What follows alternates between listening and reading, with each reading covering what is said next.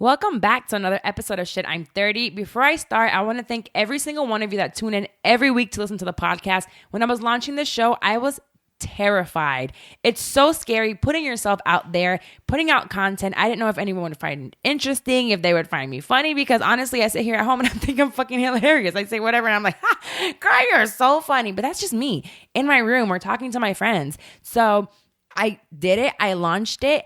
And it went great. And then my friend who was my co-host quickly realized that podcasting just wasn't for her. And I find myself scared shitless all over again. Like, is this going to work out? But it's the support from you guys, the listeners, the messages that I've been receiving that kept me going. And I feel like every day, every week, I reach new goals. There might be small goals for myself. Sometimes it's even just like, wake up and do it again tomorrow, you know? But these small victories bring you to your bigger goals, and you can have these bigger victories. And the next one for me was the live show. And you guys already know that it's coming up literally in less than a month, October 20th at Loud Gallery. The proceeds from the show are going to go to charity. I truly want this event to be more than the podcast, more than just me. I want to give back to the community and make a change with this. So that's where the money is going for the show. And we officially have Funny Brown Girl opening and hosting the show. I am so excited. I can't believe that she said yes. It's gonna be such a good time. She's freaking hilarious. And she's also starting her own podcast, Creative Breakthrough. When she told me all about it, I think I got more excited than she was about the launch. I'm like, oh my God, I can't wait to listen. She told me about her guests. It's gonna be so good. So get your tickets. They're only $20 and you get a drink with your ticket purchase. So let's have a small party and you guys get to be a part of the show. So October 20th, Loud Gallery. I'll see you there. And of course, let's get started with the show. This week, I have my friend Ruthie Fonseca on the show with me. And we're going to start off with our first segment that we feel like we always have, Shit You Should Know. So this week, I don't know if you've heard of it, there was a sick, disgusting 35-year-old man. He impregnated a 10-year-old girl, and he just got sentenced to 160 years in prison. So let me break down what this fucking bastard did. This devil's name is Nicholas Dion Thrash, which is good because that nigga's trash. That nigga's all trash. So he was dating the mom of this little innocent girl whose name isn't being released. The name of the mom isn't being released because they want to preserve the identity of the little girl. He lived with them. He was convicted of 10 counts of child molestation. He forced her to have sex for 2 years. At the age of 10, she got pregnant and had the baby at 11. Yes. So let me tell you this. It's so disturbing because, like, he just took the baby's innocence, and the mother, to me, she shouldn't have been a mom in the first place. The girl's mom gave her a pregnancy test. She found out she was pregnant, and instead of getting a gun like I would have and killed the son of a bitch, she took her to go get an abortion. And according to another article that I read, she told the little girl to lie and said that it was a classmate who impregnated her. So she knew that it was going on. She knew who did it and still tried to cover it up by getting an abortion. But it was denied. They didn't let her get the abortion. I think that would have happened. Right, because I'm sure they probably have to, like, prove to the whole... Plus, it would be like, why is a 10-year-old having an abortion? They probably know there's something wrong. Something's going on. I'm sure the little girl's probably like, really bad liar or something. Then in court, the asshole says that he never molested the girl and that he got turkey basted. You know what turkey basting is? Yeah. So for those that don't know what turkey basting is, basically he thinks his sperm is so fucking precious that the mom went ahead and took the sperm of his and impregnated the little 10-year-old. Like, that makes no sense, because if she were to do that, like, she would impregnate herself. Why would she impregnate her 10-year-old? Exactly. A 10-year-old? Oh, yeah, I'm just going to go ahead and purposely do this. No, you're fucking sick bastard. And to me, she's just a sick. Yes. This is disgusting. And I feel like this whole article is important because monsters are real. Yes. Like, when we're growing up, we have, like, the monster under the bed and all that. But human monsters are really fucking real. And moms... Single moms, you're going to date, you're going to have boyfriends, you're going to have this, just be careful who it is that you date with. Talk to your daughters, keep them close, and your sons as well, because boys get molested as well, so it's not just a girl or boy thing, but girls get the repercussions of being pregnant. Yeah. And they're just as messed up in the head as a little boy are. Like, it's not that one is worse than the other one, but one has a physical life that can come out of them. And the thing with something like that is that that's not going to affect that little girl now, because she might not realize exactly what's going on. But when she's a teenager, she's an adult. Trust me that is gonna be something. I feel like the little girl's already fucked up in the Yeah, head. like that's gonna cause so much like relationship issues, trust issues. She's fucked. She's for life. fucked. She's- And I think what makes it worse is the mom, because that's where it has to be the mom to be like, no, he did this wrong. Let's start therapy right now. Right. Let's deal with the situation instead of just 2 trying years to. of that. Yeah. She had to have known what was going on. It's Of like, course. "Please love me. You can have my daughter." It's like, "Oh, my vagina's trash, so have my kids." What? No. What? No. You're gross. Both of them are gross. Both of them are disgusting. I just feel like this is just another wake up call. I feel like us as moms. Well, you don't have kids yet. This is one of the reasons why y'all shouldn't have kids. Okay, don't have no kids. No. One of the reasons, like, moms. Really just watch your kids, watch their behavior, watch what they're saying, listen to them. You know, I do have a teenager, half the time she's saying some bullshit. But I try to distinguish between bullshit and bullshit. Because sometimes there's some real bullshit that's going on, and other times she's just trying to get out of not doing her homework or just trying to piss me off on purpose. So just listen and get to know your kids and know what it is that they're going through when the behavior changes. Because, something like this, he's not going to make it to jail. Yeah. If that would have been my child. Agreed. He would have died. And then... will they take me to jail? I don't know. That's the crazy thing is that they probably would. It's a crime of passion. Yeah, but I guess it's like self-defense in some way. Maybe if I would have caught him in the act. Yes. I think if I don't know. I'm going to have a lawyer soon come in. And I'm going to bring this whole scenario to him so mothers can know. Yeah. So they can be prepared. Be prepared just in case. But anyway, so the voice that you guys hear, like I said, is Ruthie. The way that we actually met. It's crazy. It's so crazy. So everyone, if you listen to this or if you're new to this, I started this Shit I'm 30 as a blog. And I'm like, I got shit to say, so I'm going to write it down and put it on a website. So here I am, typing, doing all this stuff. I meet a girl and she's like, oh, let's go to a getaway, which is Kaylee's got getaway. Yes. And I'm like, what? What is that? She goes, well, it's going to be like 20 bloggers in a house for a weekend. I'm like, well, we don't know anyone. She's like, yeah, it's okay. Okay, cool, well, let's do it. So whoever came from Orlando, we're like, well, I'm always like, well, I'll drive. I'm driving, we pick everybody up, and there's this other Puerto Rican girl in the car with me, and I'm like, oh, I thought it was going to be all white girls. Like, it's not. So this Puerto Rican girl gets in the car, and we're like, yeah, where are you from? Puerto Rico is small, but not that small. Like, you know? It's crazy. I'm like, where are you from? And I'm like, Dorado. And what did you say? And I was like, I'm from Dorado. Where in Dorado are you from? And I'm like, oh, Quintas, what about you? And I was like, Paseos, which is literally across the street from Quintas. I'm like, oh my God, really? So they have that school. My friend went to the school that is there. It was Dorado. Dorado Academy. I was like, I went to Dorado Academy. What's her name? Swania, you know her? Oh my God, it's just, how random. It's not a small town And either. I was like, yeah, her brother Fabian graduated the year before me, and she graduated like 2 years after me. I know them very well. I know exactly who you're talking about. So to me, I was like, what the hell? Like, I knew it was the reason why I met you. One, it was just, I clicked with you immediately. I didn't know you from anywhere, but it's like, oh, we know the same people. I like her. I'm like, this is going to be a good fucking weekend. I keep saying that Carla is my long lost neighbor that I never met while we were in Puerto Rico, but I think we were just destined to meet one way or another. One way, they're like, okay, you moved, she moved. We're connecting you somehow. We're going to bring you guys together. So it is Hispanic Heritage Month. So it starts, I believe, September 15th to October 15th. And I just feel like it's not celebrated like enough. It's big, right? Unless you watch Telemundo or Univision, that's the only you have no idea that it's going on. Or you see a couple of like posts from J-Lo. That's it. That's the only way you know shit's going on. So I figured let me bring some of it because I do have Hispanic roots. And I've been here for a long time, but I didn't want to lose them. So I came up with 10 things. Signs that you grew up in PR. So I grew up there. You grew up there. Let's see what you think. So the first one. This is a given. You ate rice and beans all day, every day. Every day. Like anytime somebody asks you, like, what's a traditional dish at your house? It will start with rice and beans and then some sort of meat. Either chicken, steak, or pork whatever. Chops. But there's always going to be rice and beans. And probably some tostones. Or amarillo. Amarillo. It's one of those two. So yes, every Puerto Rican household, unless they're allergic, and I'm sure they're not. They're not. We're partly rice and beans. There's rice and beans. Okay, we just talked about this, and it's so funny because I had a number 2.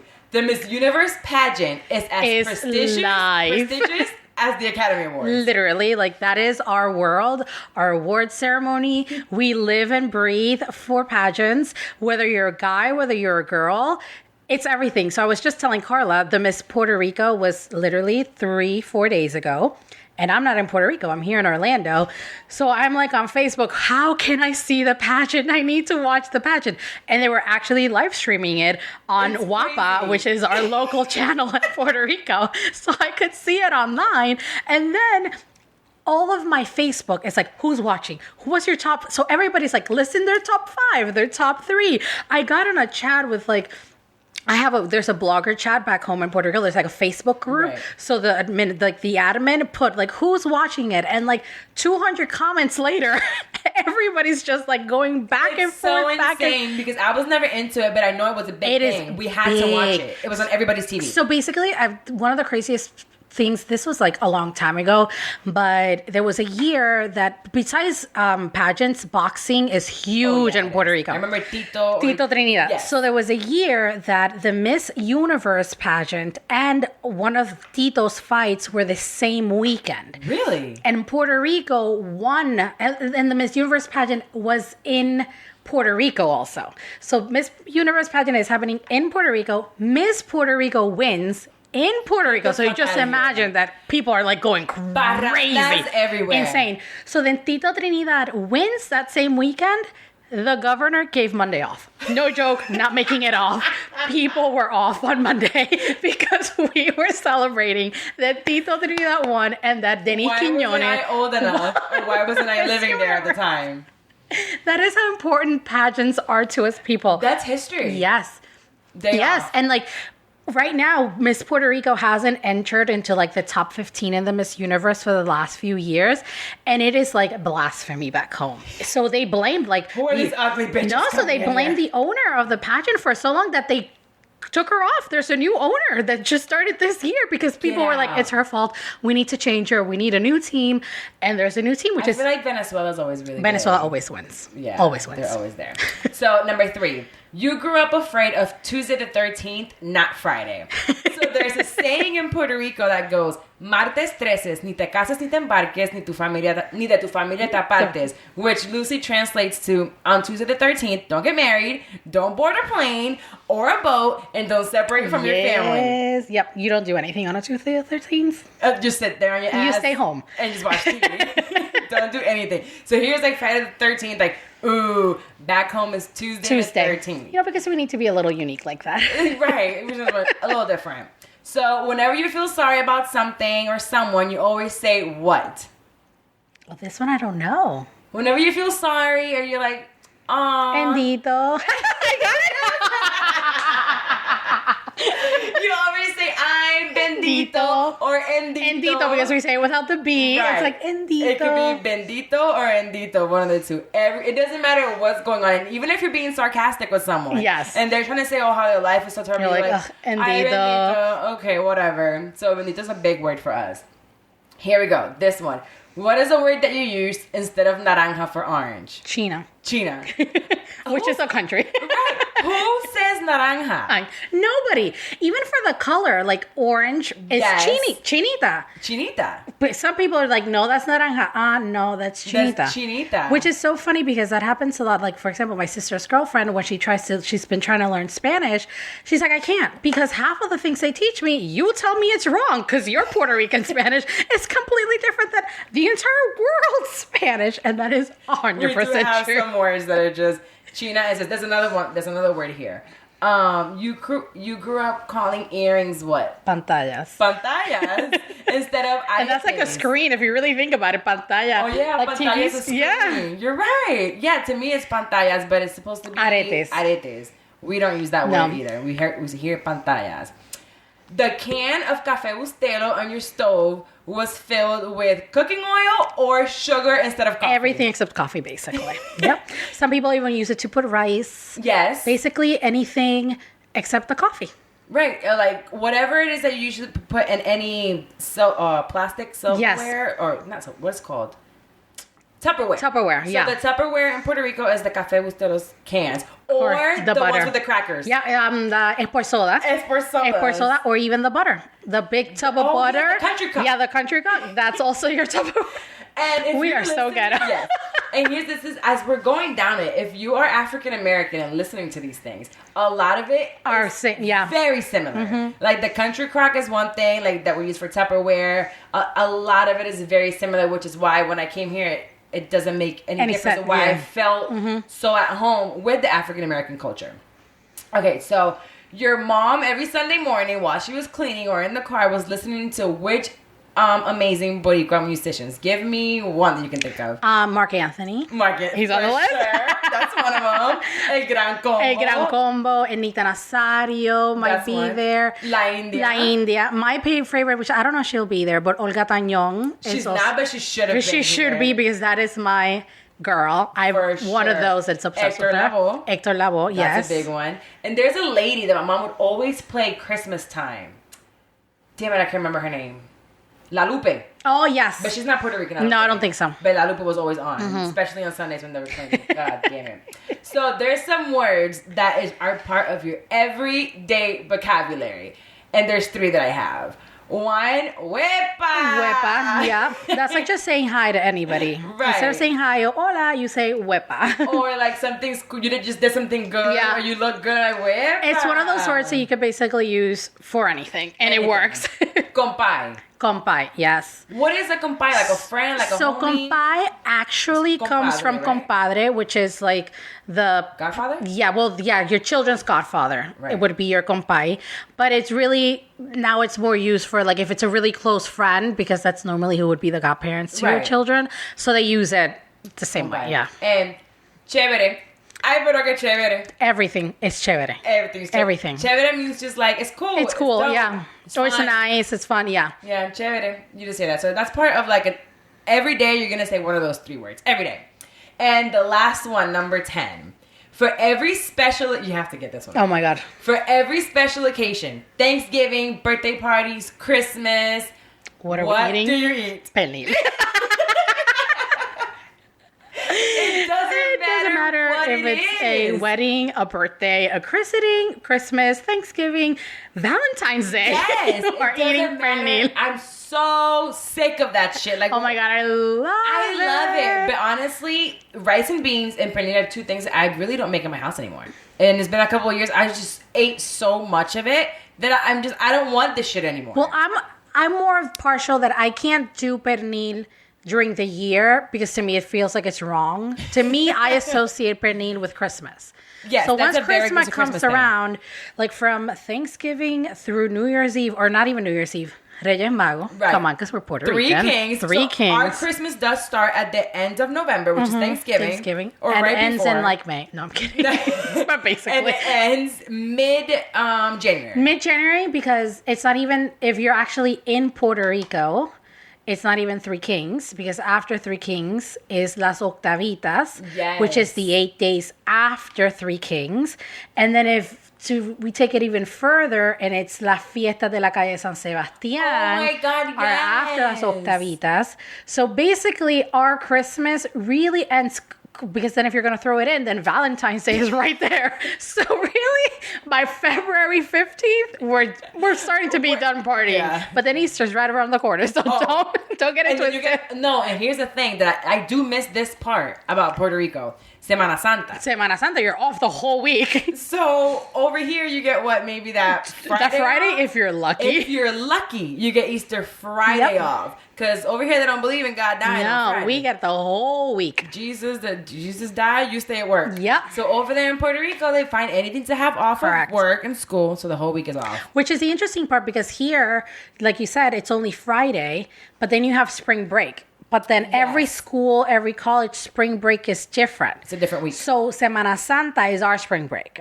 So Yeah. that's when everybody's off. Like, we don't have a separate spring break. Everybody's off at this But then same time. everybody's off at the same time, which is what's good, because families can take vacations or Right. they can do it, because you don't have to worry. Like, basically the whole But island here's is the off thing. the whole week. Here, spring break is only for school. Yes. No, Over there's for there, everybody. It's work, school. Everybody. Everybody's off. Everybody's not doing You're anything. breathing, you're not doing shit, okay? Unless you work at Church's Chicken and your ass better be Yes. open, because I need chicken. So what you could tell from this is that any excuse for us to party and not have to go to work, we are taking advantage of that. We're making making it something work, up. yes. So So there's one other fun fact that I actually didn't know. But did you know that pina colada started in Puerto Rico? Yeah. I didn't know this. And I will take it even further. And it's in Old Town 1. The restaurant is called Barra China.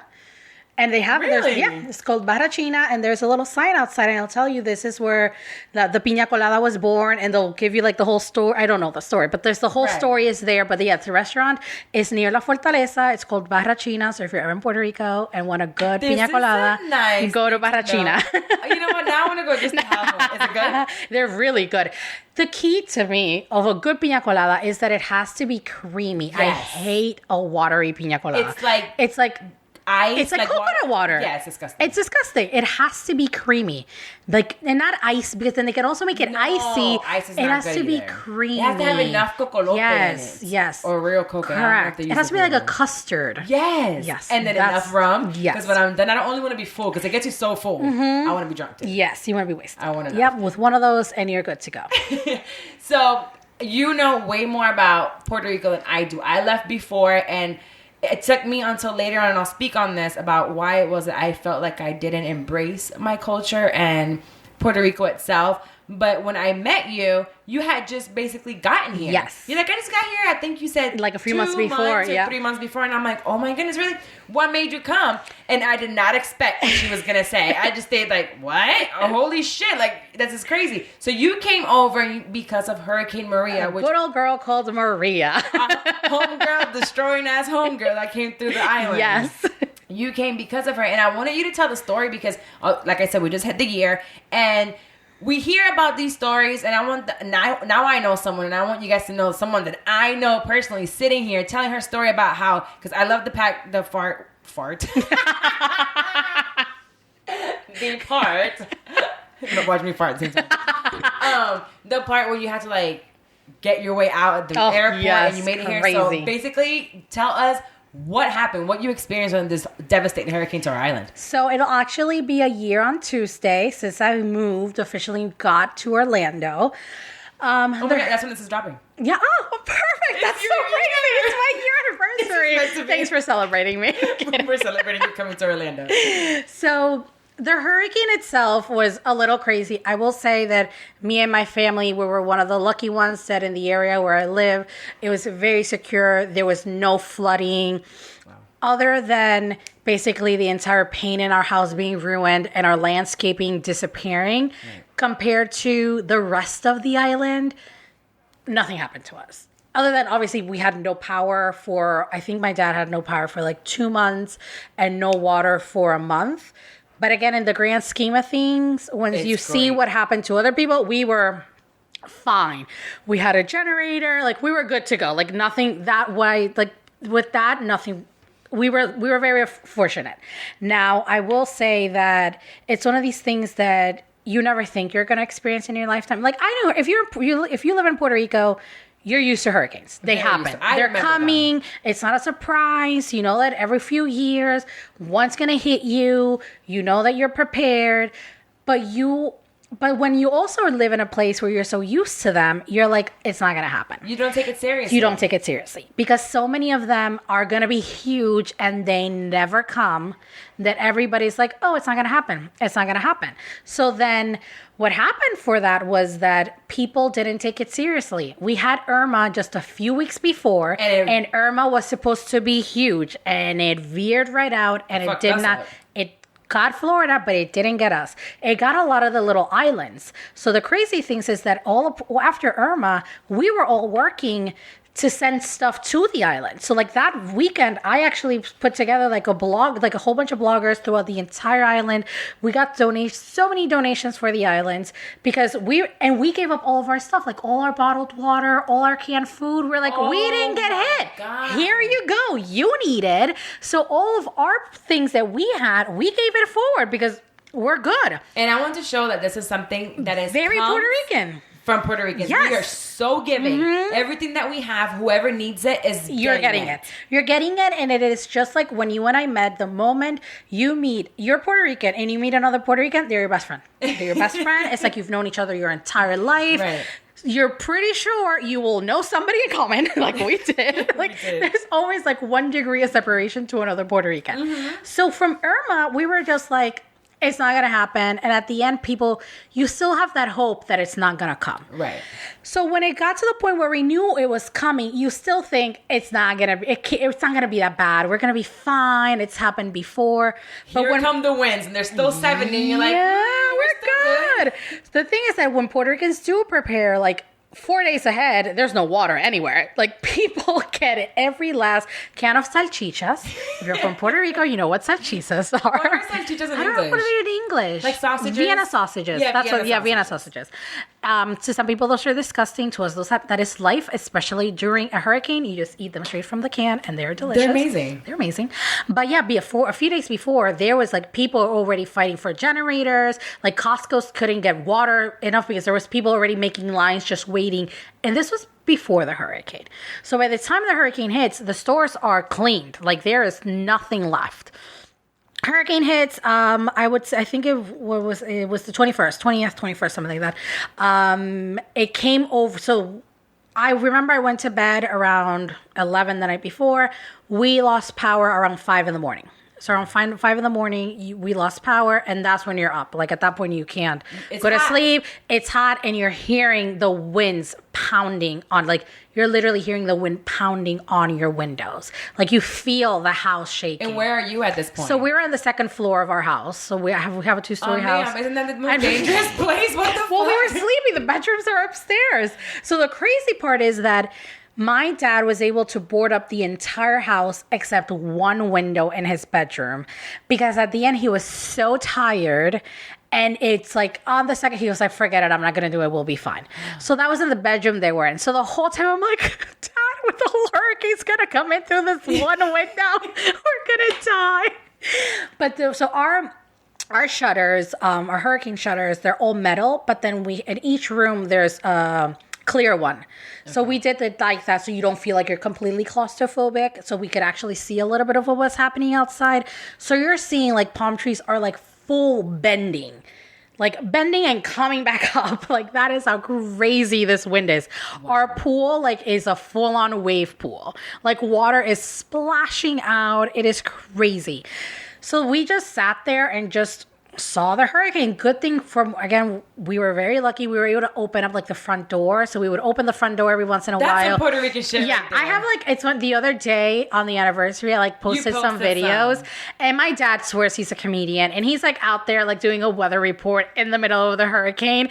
And there's some videos where he's like, camera person, follow me. I'm like, I am not going out there, you crazy man.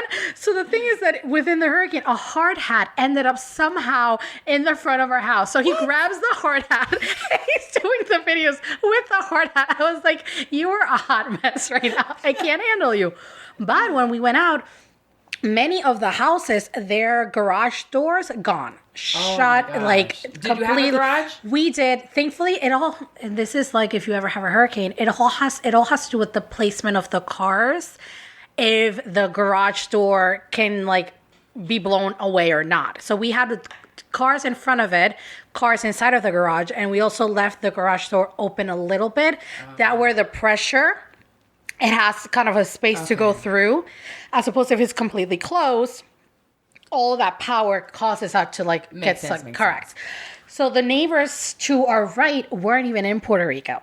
And they're like, they had some flooding because they didn't board anything because they weren't here. They weren't there, sorry. So they had no way to prepare for it.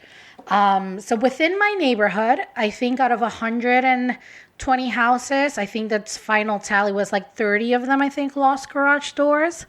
2 houses, one of them, the front door blew out, and from the pressure of the front one blowing out, the back door also blew out. So straight across from like one end of the house to the other, both doors gone. The good thing, again, Puerto Ricans, as soon as that died down a little bit, everybody's outside of the houses trying to figure out who needs what to do. Like, do you need anything? Do you need anything? Are you okay? Like, everybody's checking up on you. And if your house is no good, you're going to go into somebody's house. Correct. So once it died down over that night, we were fine. So, obviously, power. The next day, that's when you're like, it's time to drive around and see like what has happened. Right. And that is like at this point there's no signal. Like cell phone signal I think left like at noon was the last message that I sent on the day of the hurricane. And when I tell you like nothing, it is like the words no service on your phone. Sonia said to me it was very similar to what would be an apocalypse. Literally. There is like so crazy because you can't communicate outside of the island, you can communicate within the island. So what was happening was only one radio station on the entire island survived. One radio station, and it was an AM radio station. Wow. This radio station, I can't remember what the station is, but it stayed on throughout the entire hurricane. So that radio station was everybody's saving grace because everybody's listening to this one radio station. So what people started doing was driving to the radio station and being like, hi, my name is blah, blah, blah. Let my family know I'm okay. So you were literally standing next to the radio station trying to see if you could hear from your family members. Because there was no way. I didn't know this. There was no way for you to communicate with anybody. So if you are in, let's say, if you guys are not from Puerto Rico, you won't kind of know the distance. But like if I'm in Dorado and my family's in Ponce, which is like an hour and a half, there is absolutely no way that you could know if they're okay or not. Right. So the radio station became that place, even to the point where alcaldes, the mayors from each city, were going to that radio station so they communicate with the governor and be like, hey, my city needs this and this and this. Because through the air. Through the air. Because there was no other, like, there wasn't a plan of, like, let's all meet here if anything happens, you know. The roads were all fucked up exactly. Too. Like, there was, and that's one of the crazy things. I said this in a post that I wrote the other day. It is so humbling to see what Mother Nature can do and how she does not discriminate against age, sex, religion, color, money, because Dorado is, you know, it's known to be a little bit of a more affluent place. Right. And there's, you know, the places near the hotels, Dorado Beach East, like these are like $1 million homes. These people were blocked. They could not get out of their houses because when you live in a fancy neighborhood, there's a lot of trees around. Well, all these trees are down in front of your house. Right. You know, I had a family friend that she said like her husband and her mom's husband spent the entire night getting water out of the house from like a $2 million house because it's right next to the beach and everything's coming in. Doesn't matter how much you prepare. You can't stop it. So I said like this is truly something that I can say that every single person that was on that island was affected one way or another. Oh, sorry. So one way or another, if you were there, something happened. Like you were affected somehow. That's crazy. So the radio one was one of the craziest things because it is like like you never imagine. It is 2000. Like zombies are coming out at night and there's no lights. There's no power. There's no power anywhere. So the moment you're taking advantage from the sun up to the moment that sun starts coming down. Exactly. So now is the next day. How long did you last in the island? So I stayed like 5 days. I was like, I need to get out of here. The other things, you know, the bad thing was like besides the power, besides there no being food, there's no gas. Yes. The entire island. Like when I'm telling you gas lines were 10, 12, 14 hours and they would only allow you to get 1 gallon of gas per person. Was it a gallon or was it one of those? One of the red things. So and actually, many gallons? So no, not even because I think it depends on the gas station. Some did it like $20 worth. Whatever you could get with $20. So you're not even if you can't fill the thing up, you can't fill the thing up. So it was lines of where you're going, you, your mom, your grandma, your aunt, your daughter. Like, if you are a kid that can walk, you are going to the gas station and to because be there you count outside in this blazing sun for 18 hours. And the whole day. You're basically there the whole day. So you don't want to use your gas because you know that you're going to have to be in line forever. So even if you have a generator, yeah, great that you have a generator, but you still need to do this line to get gas for your generator. Right. So it's crazy. Same with the phone, the crazy thing. So for example, my aunt and uncle, what we ended up having to do is we literally drove to their house. That's the only way we could know if they were fine. Thankfully, they live close enough. So it's like, oh, you're good. Thank you. Hi, nice to see you. And they back home. And then they live near the autopista, the highway. Mm-hmm. So that's the only place you could actually get signal. So the first day we went out. So when they did tell me you had to go to El Pueblo. Yeah, so in Dorado, you went to La Plaza, and La Plaza had good signal, and Walgreens had good signal. It's like random places. So the crazy thing was that when we were going to go finally to see my uncle, I noticed in the highway, everybody's like parked on the side of the road. And I'm like, what the hell is going on? Like, it's really the apocalypse? Like, is the world ending that everybody's just parking their cars on the side of the highway? And not only that, but you know that in the highway in Puerto Rico, there's like mountains. It's all mountains. So people are like going up the mountain. I'm like, what is going on? No way. That's the only way you could get signal. So people were like on top of the hood of their cars or going up the mountain to get signal. What the fuck? And you could literally get, and it was crazy because you could see when they actually got through to somebody, like their face, it would be like tears. It's finally being like, we're alive, we're okay. Like being able to finally communicate with somebody. And that's just to find someone within the island. Think about us outside. And that was the problem because, well, that was the crazy part, that if you got signal, you could actually communicate outside the island, still not within. Oh. Because yes, you're right. because of I'm assuming it has to do something with the signal or whatever. Since nobody has it within, you could actually communicate with people outside. And then from outside in. So my friend Swanee, actually on this one, I can say this.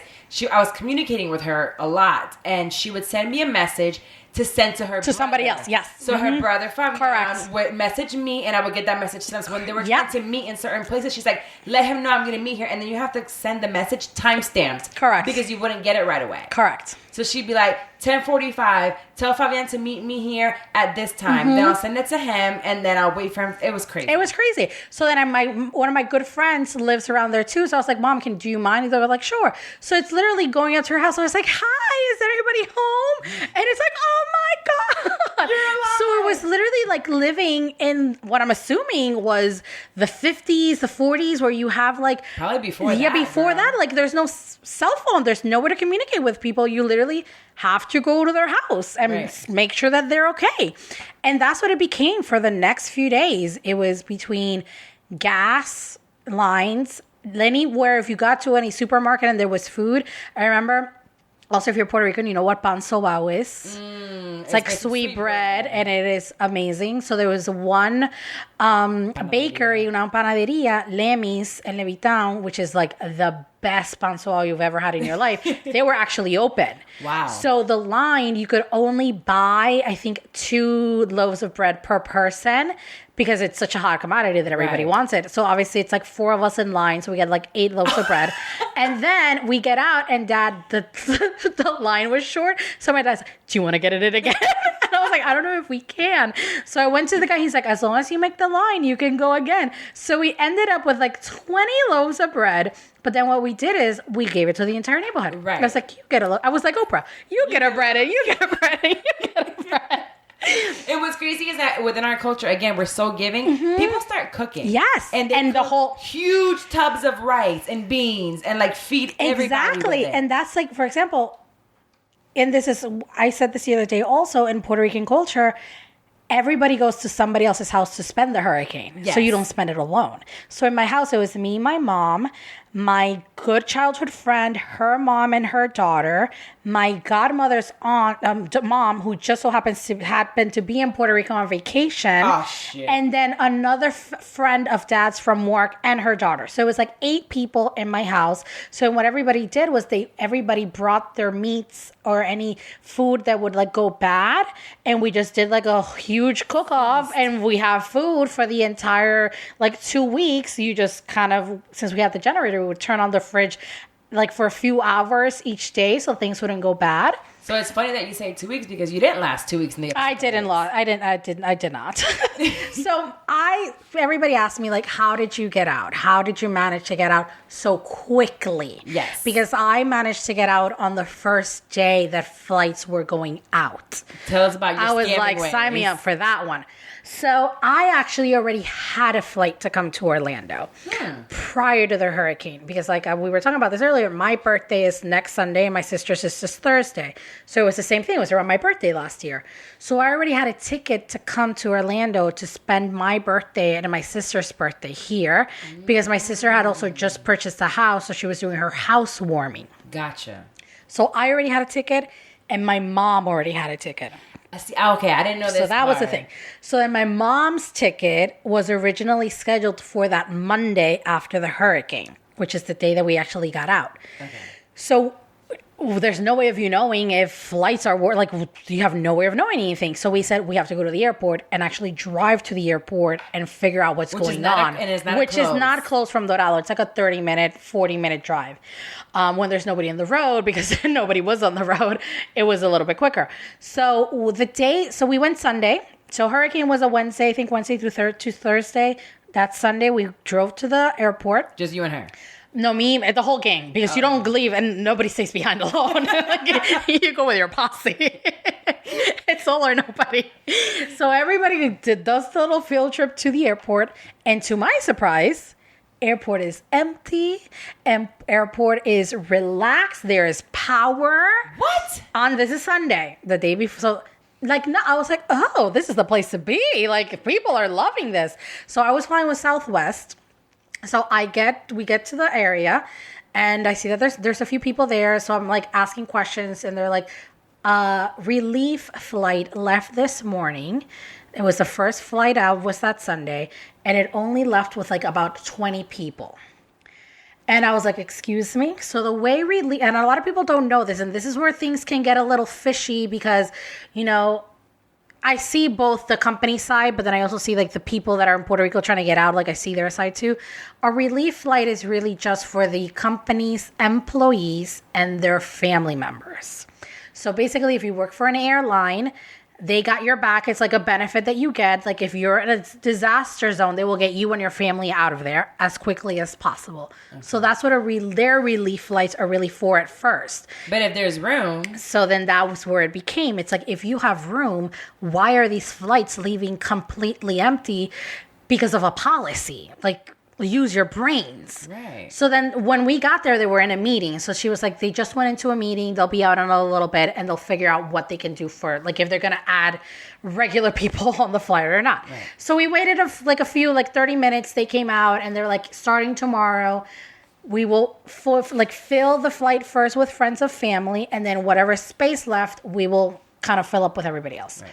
So they were making a list. So my mom went and she was like, my flight's tomorrow. She's like, no problem. What's the ticket number? What's your name? Write her down on the list. Flight you bought before you knew about the hurricane. Yes. So we had bought these flights before, long time before. So they're making this list. My mom puts her name. And then it's a paper list. There's no computer or anything. It's like they're just writing down names. So then I go up to him and I was like, well, actually, I have a flight, but my flight's not until Wednesday. Can I get on the flight tomorrow or do I have to wait until Wednesday? He's like, if you can get on the flight tomorrow. What's your name? So he adds me to the list as well. He's like, all you have to do, we are going to go by this list. The order on this paper is the order that we are doing things tomorrow. So the flight leaves, I think it was leaving like at 10 or something. They were like, you need to be here at 6 a.m. If we call your name and you're not here, you lose your place and line. So mind you, there's people at the airport that have been there for 3 days now. Because they had flights scheduled, right. So they went just to see. They're trying to get out. There's like mothers with children that haven't like left the airport or showered on all weekend. There's people that are like need dialysis. Like there had already been people there trying to get out. So they told those people, you are on the list. We are going by the list. You can go home and come back at 6 a.m. We will go by the list. Okay. So I went home, packed a bag in the dark, because at this point it's dark. It's dark. Get home, and I'm thinking I'm just getting out for a few weeks while things calm down. So I just do a little carry-on, a few leggings, a few things, do my suitcase. Next morning, wake up at the crack of, like super early, and it was a sign that I need to get out. I woke up that morning, I almost fainted. Because it was so hot that I got so lightheaded that I was like, oh, I need to leave. I need to get out. Get to the airport.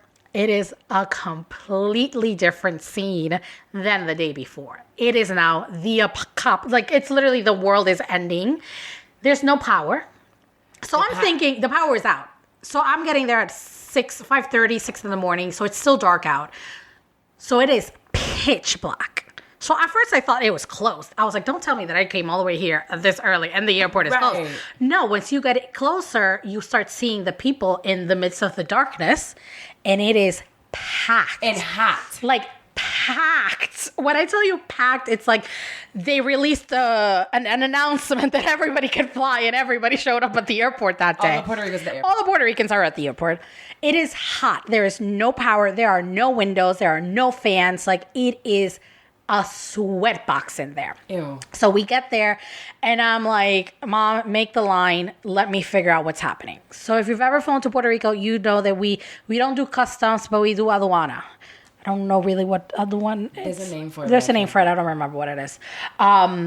It's like customs. It's like customs, but you need to get like your suitcase checked before you actually check in for your flight. And they put a little sticker on your. It's really to make sure that you're not like taking It's customs. Yeah, so it's customs. Basically make sure you're not taking like any plants or fruits or anything that you shouldn't be taking out of the island. So normally there's like an X-ray machine that checks your bags. Well, obviously none of that's working. Well, because Puerto Rico. Bless them, I love them, but sometimes they're not the smartest. They literally just have a random chick giving the sticker. What's the point of giving me the sticker if you're not checking my suitcase? Wait. Literally, they're just giving the aduana stickers like you went through customs. But there's no machine, so what's the point of me needing a sticker? Maybe to save their asses when they go to the U.S. I'm assuming, but I'm pretty sure that the U.S. knows what's going on. U.S. and U.S. Yes, but I'm pretty sure they know that we're coming from a place where there's no power. Anyway, right. So the thing is, that line was super crazy. Also, it was like, you had that line, then the other line. So this girl came out of nowhere because they were opening a new line, and my dad literally pushed me to her. So I jumped everybody that was on the line. I was like, here are my suitcases, give me my stickers, I'm good to go.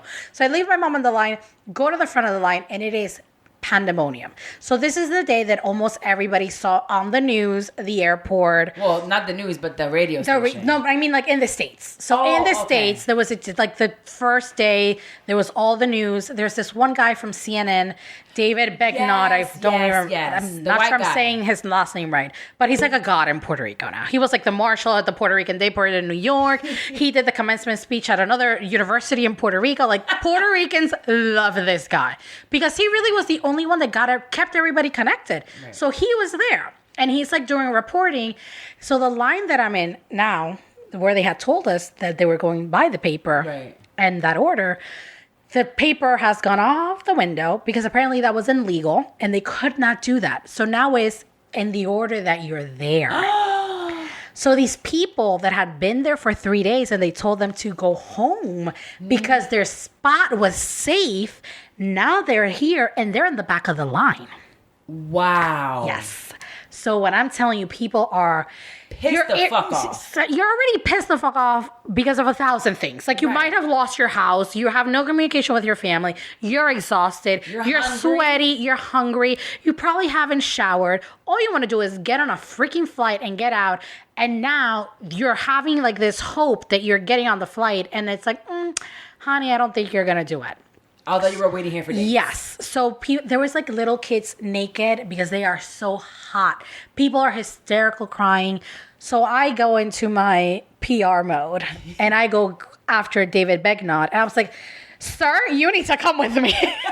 So I was like, there are crying children that are naked, and this is what's happening. So he goes to the producer, you follow her. She tells you where you need to go. It's like, come with me, gentlemen. Interview her. The great part about it is that your English is so perfect. So yes, English is our second language in Puerto Rico, but most people don't practice it all the time. Correct. Or it's broken English. It depends. For example, I went to, this is going to sound really bougie, but I went to private school. So in private school, all of your classes are in English, except Spanish class, obviously. So we're constant. So you're speaking English all the time. So a lot of people think that you're going to go to Puerto Rico and nobody's going to speak the language. That's not true. Whether you might not 100% understand what they're saying, but almost everybody will be able to communicate with you. But it was helpful that I could communicate with them and be like, you need to interview her. You need to interview her. She needs to be on camera. This is what's happening with this. So were you on camera? I wasn't. I was like, keep me in the back because I'm looking cute right now. But she can be on camera. Long story short, They started doing it by priority. So elderly, anybody that was sick, children, those were going to be the ones that were going to get on the flight. Who would you make sick? So wait, before we get to the how I actually sneaked in, the crazy part is that now, the day before, the friends and family list was like 50 people. Because nobody knew about it. Well, the friends and family list today is like 175 people because all of a sudden, your neighbor, everybody's family. Right. Everybody's family now. So this list is super long. So they are boarding them first. What happens? They finish boarding them, and then I see that they're not boarding the other people. So I go to the guy, and I'm like, excuse me, like, what's the holdup? Oh, I have other people on my family list. I was like, you're fucking kidding me, right? If this bitch ain't here, she ain't getting on the flight. Right. I was like, you're about to tell all these people that are about to literally go on a riot that you're waiting for whoever the hell it is to just show up refreshed at last minute and get on the flight? Hell no. You better go back there. David. Literally, like, you better go out there. Unless you want me to pull David here. You better go back there and talk to your manager because these people are about to literally jump your ass. So they literally went back and came. They're like, okay, we're going to start boarding. So this is where the lady says, we're starting with elderly people in wheelchairs. And my dad just jumps up. He's like, oh, your mom's in a wheelchair. I was like, what? Yes, she almost fainted earlier because my mom is diabetic. So she almost fainted and grabbed a wheelchair that she found and sat her ass on a wheelchair. Oh my God. So when they say wheelchairs first, my dad goes and he goes, my wife's in the back, but she's in a wheelchair. And they're like, bring her up. So he literally runs to my mom. He's like, you stay here. She brings my mom. I was like, Dad, where are our suitcases? He's like, I left them back there. I was like, I think we need our suitcases to get on the flight. So he brings her up and she's like, no problem. You're going to be next. And he was like, don't you leave her. I will go get the suitcases. You make sure that they will put you on this flight. So just like that, literally, first people in the wheelchairs, like you can go through. And I remember that as I was going with my mom, I could hear people screaming, the mom can go, but she can't, blah, blah, blah. And I was like, I can't hear you. I was like, you're not talking to me. So then a lot of the terminals were flooded. So everything was going throughout the JetBlue terminal. So that's why also it was taking a long time. The crazy thing is that if anybody knew the way it actually worked, people could have sneaked in very easily. Because nobody even escorted you to JetBlue. It was just like, go through there and go to the JetBlue desk. So anybody could have been like, they sent me here. Right. At any point. Because there was no communication between one desk and the other being like, I'm sending Ruth Fonseca. No, it's just like, you walk yourself over there and tell them I sent you. Holy shit. Anybody would have realized that. There would have been craziness. And literally all you had to do was go to the front. And they would be like, show me your ID. So the fact that I had a flight or that my mom had a flight, it didn't matter. It didn't matter. People were getting on there for free, basically. Yeah, because it was a relief flight. So basically, you go to the front and it's like, show me your ID. And then literally on a piece of paper. They can't even know who they have no idea that so in a piece of paper, they wrote my name, my birthday, go to security. There's no record of me flying. So this is my tricky part then, because they didn't know I flew. So then what everybody started doing is Southwest, example, they let you cancel your flight until like 3 hours prior to your thing. So, I wasn't able to make my flight. And they just credited you that right back because they have no idea that you got on a flight. Right. There's no tracking, which is, again, it's great because they're getting you out, but God forbid, something happens to one of those flights. They have absolutely no way of knowing who was on there. Wow. So, for example, my dad was with us. So if my dad wanted, he could have been like, here's my ID, I'm getting on the flight with them. Right. Even though he wasn't planning at any point. But he could have easily just come there and been like, here's my ID, I'm going with them. But he stayed. He had because of work. We had other people at home that he couldn't leave alone. Right. So my mom and I we get to security. It was a long walk because you had to go from one side of the airport to the other. But the moment you sat on that flight, you were like, thank you, Lord Jesus, Mary, Joseph, every single person. Every God. You are like, I am on a plane. There is air conditioning. Like, I can breathe. Wow. And the moment that flight leaves, that's when you start hysterical crying. Because you're like, it's a mix of, oh my God, I'm going. Oh my God, I'm getting out of here. But then at the same time, it's like, oh my God, I'm leaving all this. Like, what's going to happen to my dad? Like, is he going to be okay? Like, who's going to help him get gas? Like, how is he going to do this? Like, he has other people at home, like the dogs. You just start thinking about, like, you're getting out, but there's still all these other people that you're leaving behind. Right. And it's like, what's going to happen to them? That's so scary because I didn't speak to my grandma for over a week. Yeah. So now when you're here, you can't speak to your dad. Exactly. So thankfully at that point now, there's already starting to be a little bit of signal. So since he works at a university, there they had better signal so we could communicate there. The funny part is that cell phones were not working, but landlines were. Oh. So if you have a landline... And most people don't have landlines anymore. Exactly. We still have a landline. Oh. So we could call the house.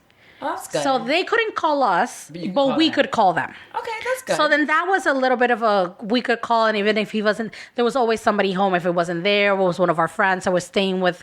So that was the good thing, is that even though we left, our friends that were staying with us, even their house had some damage, but they could have stayed with other people. They wanted to have my dad. So they still stayed with him. They helped with the gas.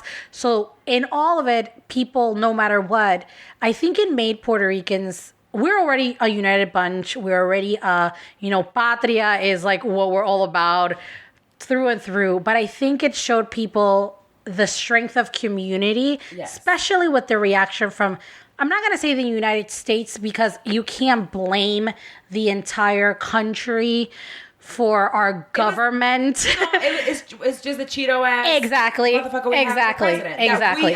So I can't like put that on the entire country. But at the end of the day, Puerto Rico got Puerto Rico out.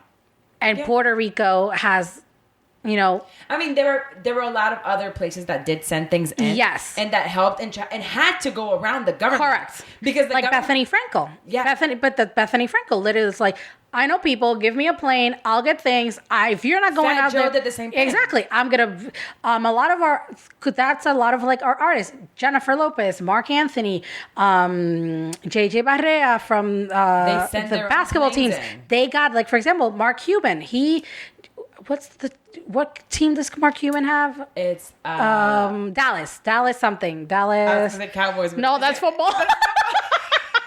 Whatever the basket. Oh my God, I can't believe I'm like blanking. Why don't we know? I should know this out of all people. Me too. I can't remember what it is. Anyway, the Mavericks. Yes, the Dallas Mavericks. I was gonna be real upset at myself if I didn't get this. Dallas Mavericks. JJ Barrea is Puerto Rican, and he's on the team. He's like the one out of... So Mark Cuban gave him his plane. And he was like, do whatever you got to do. That's awesome. And I think they brought the plane over like 3 times or something like that.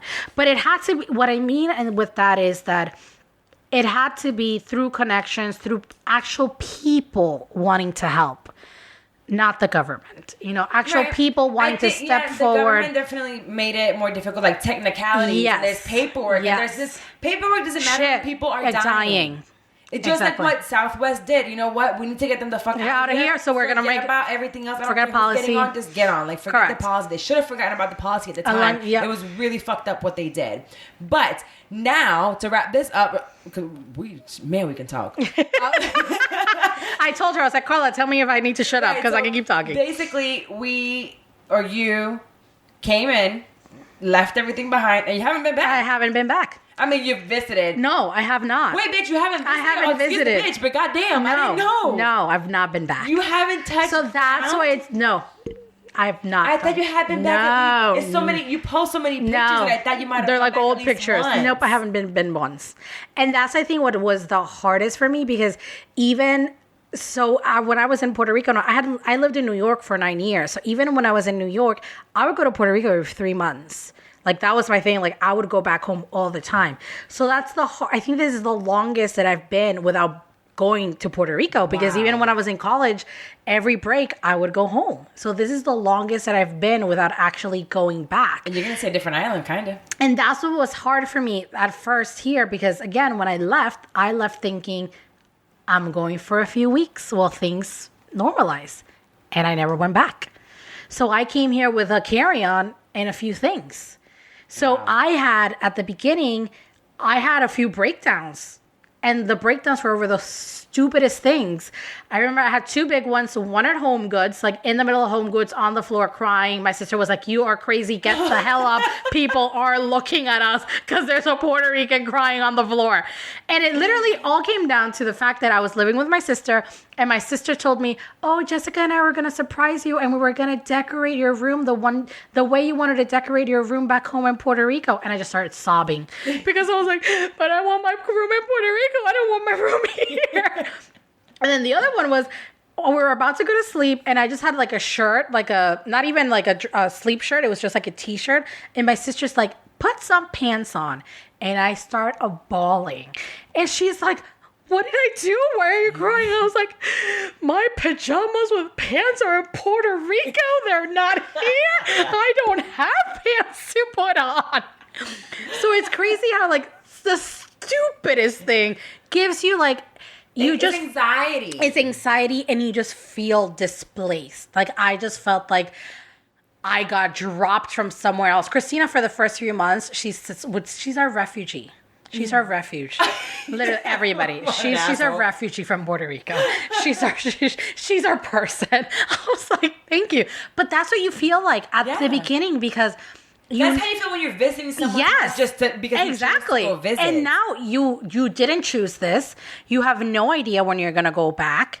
And then eventually, with time, you realize, oh shit, I'm not going back. And like, you keep hearing on the news, it's like, it's so bad. People are dying. It's still no power. There's still no water. There's infections of and water. I forgot what it was. Bugs and mosquitoes and all these things. And it's to this day, people would ask me like, would you go back? In a heartbeat. However, it makes absolutely no sense for me to go back right now. Not because things are way better now. Yeah. In the metro area, still, if you go out into the like outsides of the island, El Campo and all that things, but where I'm from, it's fine. But job-wise, that kind of like professionally, it makes absolutely no sense. As much as I would love to, just right now, it doesn't. So right now, we're staying put. So it got to the point where I was like, I need to go home. And it wasn't even planned. We were planning to go somewhere else on vacation, and that fell through. And my dad was like, you might as well come here. And we're like, okay. And I was like, well, it's actually perfect because I haven't been there it's going to be a year on Tuesday. So it's going to be over a year. My parents were the ones who, when they came here for Christmas, they brought 4 suitcases. 3 of them were mine. That's another thing. They've come a few times. Yeah, right? So my parents come all the time. So feel like exactly. They've been here. I haven't been there. Right. So that's how it helped me a little bit, because they brought over all my things. But to me, that's what I said. I was talking to my therapist the other day, which is great. I wish I had a therapist. I need to get one. She was telling me, she was like. And a friend of mine asked me the other day, she was like, you must be so excited to go home. And I was like, I'm actually nervous. Why? Because I feel like the way I left, I didn't plan. I didn't choose to leave. I did, but it wasn't. Well, you chose to leave. No, but I mean, like, I didn't choose to leave forever. I just chose to come here while things calmed down. The plan never was that I was moving to Orlando. So to me, it's like, I'm scared that I'm not going to want to come back. That I'm going to be like, I'm staying here. Like, I haven't seen my room. The fact that, yes, my parents brought my stuff, but I feel like I'm going to go to my room and be like, oh my God, I haven't used this because I haven't seen my things. Like, telling my mom, trying to FaceTime with my mom and be like, pack that. There's almost, I can't see what she's looking at. My mom's like panning around like, Mom, stay still. Like, that's the way they packed my stuff to come back here. But it's just stuff. You've made it in a year. You've made it 100%. But I think I'm just nervous of, I haven't. You just don't know what you're going to feel. I don't know what I'm going to feel because I haven't been back. Right, it's all going to be emotional. Exactly. Emotions are temporary. Exactly. No matter what. So you need to go basically... prepared. Be emotionally prepared and know that if you feel this type of way, what you're going to do. If you feel this type of way... Because emotions are temporary. And I've always been told... Well, not always. Since I started my transformation of the new Carlin being more mature and, trying to not beat everybody up all the time. It's like emotions are temporary. Don't make decisions on temporary feelings. So just have it written down. If I feel sad, I'm going to do this. If I feel like I want to stay, but it's just emotionally because I want to stay, I'm going to do this. So have it all written down, girl, and stick down to the plan. Okay. But at the same time, I'm excited because so many people that left, they had the time to like pack and say goodbye. Like, I'm excited to see friends that I haven't seen because you didn't say goodbye because you thought you were coming back in a month. Yeah, that's crazy. So it'll be nice to go back home, see a lot of people, see Eat real food. Yes, eat real food, and actually see with my own eyes like how things have changed, how much better they are doing now. Right. That's because honestly, your story when it comes to it, because I have my grandma who was there and her whole roof was gone and she just got one not even that long ago. But she's a masochist. She loves that kind of shit. The worst things are she's just like, oh, people love me. I'm cooking for everyone. I'm like, you're 85, old lady. Like, bring your ass home or back here for a little while. She doesn't want to. But to me, it was like, wow, you really did come because of it. And because of it, you're still here. Yes. So you're an Orlando girl now. You can't leave. I am. I'm not going anywhere. Your sister's here, which is great. My brother is here. My dad's about to retire. He's going to end up here too. Half of the island is here. Yes, they are. Half of the. So, and that's a good thing now because now the half of the island is here. And anytime you see a Puerto Rican, you're like, it's a lifeline. Oh my God, there's another Puerto Rican here. See, to me, it's a little different because I kind of stay away from Puerto Ricans. I'm like, where are the Puerto Ricans? Go move to Kissimmee. Call your girl. No, I found really nice ones in Lake Nona. I'll go to Lake Nona. Okay, so here's the thing. I was going to talk about the fact that I didn't embrace my culture so much. And I think it all has to do, that I think about it from here, and it's not so much the culture that I was running away from. I was running away from the stereotypical Puerto Rican that people speak of, which is the same way people speak of white hillbillies, the same way they talk about ghetto blacks, the same way they talk about, I don't know, do they say anything about Asians?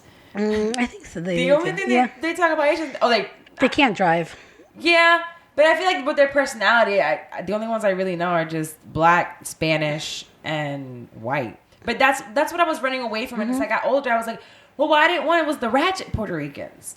Well, you know what's interesting? When I lived in New York, for example, everybody, anytime the Puerto Rican Day Parade came around, are you going to a Puerto Rican Day Parade? I'm like, hell no. Absolutely not. The one in Puerto Rico is the biggest. I mean, in New York is the biggest one. I'm like, you stay far, far, far, far away from that. And it's really sad to say that, but there is that stereotype of that, and I hate to say this, but I've noticed it's like the Puerto Ricans that have never even stepped foot in Puerto Rico. Which is New Yorkers. Exactly. And it's like, and then that's the image that so many people have of what all Puerto Ricans must be like that. And they're not. And that's why for me, everybody's like, oh, are you going to Puerto Rico this weekend? I'm like, I didn't even know it was this weekend. And I will be staying in my apartment all weekend because I don't want to go out. It is not shitting on it, but it's just like here in America when you're like, do you want to go to certain places? And you're like, no, that doesn't really show who I am.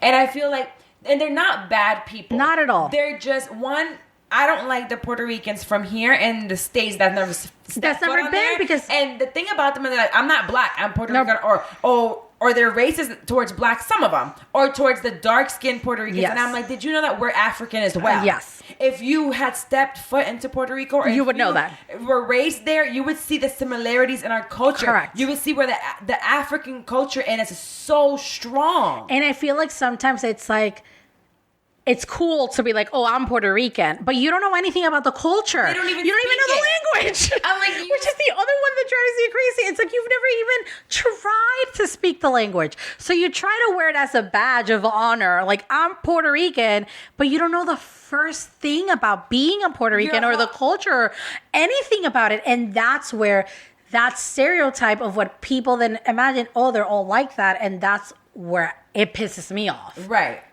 I can't. So when I got here, that's what I would see mostly of. And now I'm like, oh, I don't want to be around them. And then I would go home and I would only be around family. And I wasn't hanging out with anyone else. And I'm like, well, then everybody's like the ones here, or just my family and the people that I know are the ones that are normal and like not so damn ratchet. But then as I got older and I went on my own, finally I took a trip. And I said, I want to go with just my friends, me. And I go and I explored. I said, I don't want to visit family. I'm just going. And my dad was still there at the time. I rented it. No, I had his truck. And I went to go see waterfalls and did tours. And I'm like, my people are amazing. Yes. My sister's been trying to tell me. My friends have been trying to tell me. But I'm like, I don't see this myself. So when I finally saw it, I'm like, I love this island. I love the people. I love the food. It is beautiful. It's just just like in every culture, some give us a bad name, and it's just they're uneducated. Correct. But that's in every single culture. Yep. And if there's one thing, like anybody that goes to Puerto Rico says this, and I think one time the island was voted like the happiest place on earth because literally they are the happiest people. Like there was literally a hurricane that just destroyed everything. They probably have congas and exactly. And people are still waking up, still doing everything they can with a smile. This is something that I love saying this. It's like we might have lost our power, but nobody ever lost their light. Because that's something that's within you and that's within every Puerto Rican. And it is that thing. And that's what I'm saying when I meet people here that are actually from the island that moved here. It's like you immediately have this connection of like, you're my people. You're my people. And it's like they're your best friend. They treat you like your family. They bring you into their homes. It's like a community. And you literally feel like you can't not smile. And then you get the stereotype of why do every Puerto Rican, why do they have the flag on their car? Also, we don't rob each other. Okay, you know what? Listen, okay? I don't know that all races steal, okay? Yes. All races steal. All races commit murder. It's all of us. But there'll always be stereotypes to every culture. And I'm glad that I actually embraced mine. Like, not too late. I'm telling you, it's a great thing to be Puerto Rico. And my mom and my dad, they never let us stop. I have to write, speak, and read? Read, write, speak, whatever. All of it. I made sure my daughter knows how to do all three of them because it's so important. I didn't want her to be like those little Puerto Ricans that I know that don't speak it, read and it, here's or write the thing, it. at the end of the day, you can say a lot of Puerto Rico, but here in the States, they only teach you one language. That's it. We're already winning. We already got two on you. Well, they give Spanish, but you never learn it. You never learn. No. And that's, for example, my brother with my nephew, they're here, but that is something that's very important. Half of his books, even though he's 2 years old, half of his books are in Spanish. Every night when they pray, they sing their little prayer song in Spanish and in English. It is important that, they learn the culture, that they learn the language, not only just because culturally and to know where you came from, it is going to help them a ton with college, when you're going into college applications that you already have all of this background on you. That's super helpful. It's super helpful. Well, we actually ran over in time, and I don't even think... Actually, let's do one unsolicited advice. You want to do one? We can do one, because we went super over in time. But guess what? This is where it comes handy, the fact that it's my studio, that I edit my own shit, and that I learn how to do all this. Actually, I'm going to do an episode soon about how to start a podcast. And do all that. Awesome. So... Unsolicited advice is a segment that we do where we give advice to people that didn't even fucking ask for it. So we give it to you. We want them to listen anyway. You fucking listen to what I say, do what I say, although you didn't ask for it. So I have this one letter. Which one do I want to do with you? You want to do one that's getting divorced in her 30s, or another one that she has a bossy her boss is real nosy? Let's do the nosy boss. Okay, let's do that one. Just because I don't know anything about divorce. Okay, it says, I have been at the small company for 2 years and my boss has been prying into my personal life. She's been asking questions about my finances and dating life. If I wear a new piece of jewelry, she will badger me with questions as to how much it cost. When I get my hair done, she wants to know how much it costs. Even asked how much financial aid do I get from school. She asked about who I'm dating and made a big fuss when she saw me speaking to a guy at a neighboring business. It was harmless conversation on my lunch break. She ran back and told my coworkers I was flirting and trying to get a date. She's constantly prying and spying on me. She does this to my coworkers as well. She asked one coworker how much her engagement ring cost. Wow. And asked another one how much did she sell her condo for. She's the CEO. She's 50-50 owner with the CFO. So it's not like I can run to HR. How do I respond to these questions? She's extremely nosy and suspicious of everybody. Oh my God. Wow. See, that's where it's really hard because they are the CEO of the company. Right. So it's like you can't really do much. Yeah, you can't really do much. What do you say? This is one thing that I've been because it's screwed me over in the past with jobs. I keep everything extremely private. Like, even if I, like, my boss, sometimes they'll ask, I have the position where my boss sometimes feel like everybody at work just wants to hang out with each other. And I'll be like, I love you, but no, I want to go home. Right. It's like, oh, are we going to go like next week? It's my birthday. And they're all asking me, like, what do you want to do? And I'm like, not hang out with you people. Right. Like, that's not what but you also can't come out and say that because you also don't want to come off as rude. But they're not even trying to hang out. This lady is trying to just find out. Like, money-wise, I first I was like, quit. That's what I was going to say. I was like, I think it really is a fact that obviously I would never tell somebody to just quit their job, but I do think that you should start if it's something that it really is affecting you that much, I think you should start looking for something else because clearly if she does it to other people, this is her MO. She's just a nosy She's just a bitch. nosy person. So after I thought about quitting, I was like, well, have you said anything to her? Have you said to her, you know what? I'm a private person. I don't like to talk about this. Or next time she asks about how much your hair costs, why? Are you going to pay for it next time? Come up with something like that. Or be like, well, how much is your cost? Yes. Come like, back with come back, take it back to her. Let her know, I like to be private. I don't like to talk about my finances with people. And then here's one thing, because to just piggyback on what Carla just said, if you haven't said anything, try to, like, in the nicest way possible. Like, next time, just kind of throw it out there. I'm just a really private person. Right. My dad told me this once that, especially, this is a bad example, but in Puerto Rico, that everybody's like super friendly. Like when you say hi to somebody, it's a kiss, it's a hug. Yeah. Here, it's not like that. So I guess my dad is very close with all of his employees. Well, one of his coworkers, I guess, was feeling like it was a little bit too close for comfort for her. But he had no idea because he was like, nobody ever, like, that's just how he is. So apparently she said something to somebody else, not to him. Right. So then he went to her and he was like, whenever you have come to me, like, tell me, because if you don't tell me, then I won't know. I don't know. Now, if I continue doing it after you told me, then that's on me, because you told me, and I'm supposed to then adjust my behavior to make sure that it doesn't bother you. But if you don't tell me, I have no idea, so and that's I can't. Conflict. That's how I like to deal with conflict, especially in the workplace. If I have a problem with you, I'm going to come to you first. Exactly. And now, if that doesn't work, then you might need to consider quitting. If you don't go to that person first, you're a pussy. Yeah. Like, you're a coward.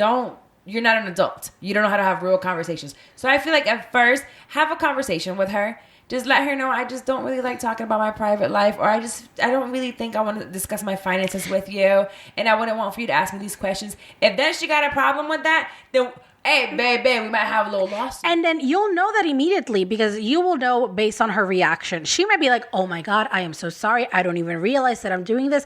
Because some people really are just that dumb that they don't even realize that they're doing this shit. I was thinking about when I find out that she was the CEO, I'm wondering, is she trying to figure out am I paying you too much? Am I paying you too much? Maybe I need to pay you less because you have too much money to be doing all of this. And that's why I have chosen, like, this is something that throughout my jobs, I've chosen to be very private. For example, I make sure not to have any of my coworkers on not my coworkers, but like any bosses on Facebook, because people nowadays, they use that shit against you. It's like, if you show up on Monday and they saw that you were partying yesterday, right? Oh, you look tired. What were you doing this weekend? Like, you don't want to give them extra ammunition against you. No.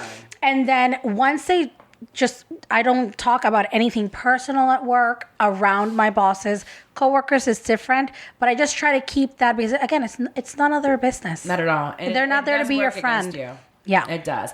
Well, I was gonna do my little shit talk, but I'm gonna actually probably save that one for the live show. I have you know what? I'm gonna save that one for the live show. That one specific excited. Shit talk. So I talked about it earlier. The live show is October 20th. Ruthie will be Yes, there. I will. Really excited about that. Get your tickets. And again, we are sponsored by Allures Law Firm and Loud Gallery for right now. And we just booked the comedian that will be coming on. So I'm going to tell you guys all about the comedian that's going to be opening up the show. She's fucking hilarious. She's so good. So we will be there. We will have some drinks. Get your tickets at shitim30.eventbrite.com, and make sure to rate and review this podcast on Apple Podcasts, Spotify, SoundCloud, iHeartRadio, wherever you listen to your podcast.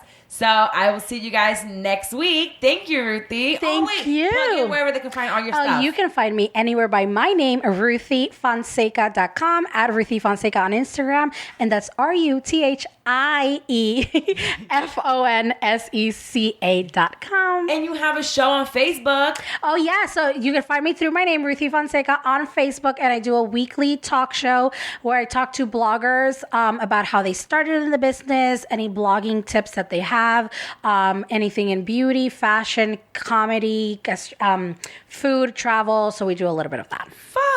Well, you guys can check her out on Facebook, on Instagram, and she's really good at dressing herself. Thank you. I can't do that. Her pictures are awesome. Mine are like, Ayana, take this. Boom! Got a good angle. Let's post this. Add an Instagram filter in this bitch. See you guys next week. Bye. Bye.